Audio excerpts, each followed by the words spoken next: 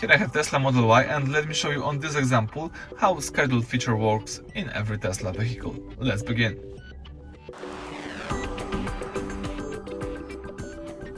So first of all, we need to have access to the schedule. Let's do it by using the car icon, and now you've got the list of all settings that you can change. Let's choose here schedule. And now let me explain all of the following features and settings that you can change.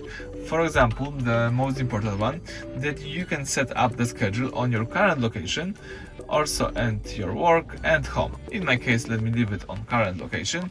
Here you've got your precondition. So if you saved some precondition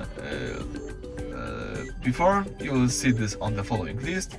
You can also delete the precondition from the following list, or you can add the new one by using the plus button. Precondition is really useful because it will warm your car and also warm the battery, so it will give you more efficient battery, and you will use the regenerative braking right from the start, and so it can save you your range, especially in winter. So I am using the precondition schedule every day. As you can see, it's -3 degrees here, so it's really useful to do it. And you can also use the precondition, for example, every week. You can repeat these settings weekly, or you can just do it once if you set it up just for the upcoming week. But in my case, let me do it repeatedly.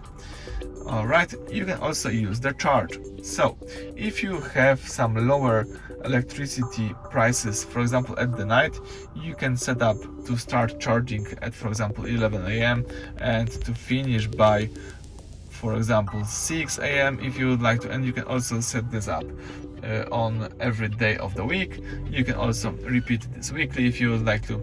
And that's it. I think that I will just explain you all possible settings and features that you can use on your schedule. I recommend you to use both precondition and schedule charging. It could save you a lot of range and it could save you a lot of money. So yeah, you should just set it and forget it. Thank you for watching. Please subscribe to our channel and leave thumbs up under the video.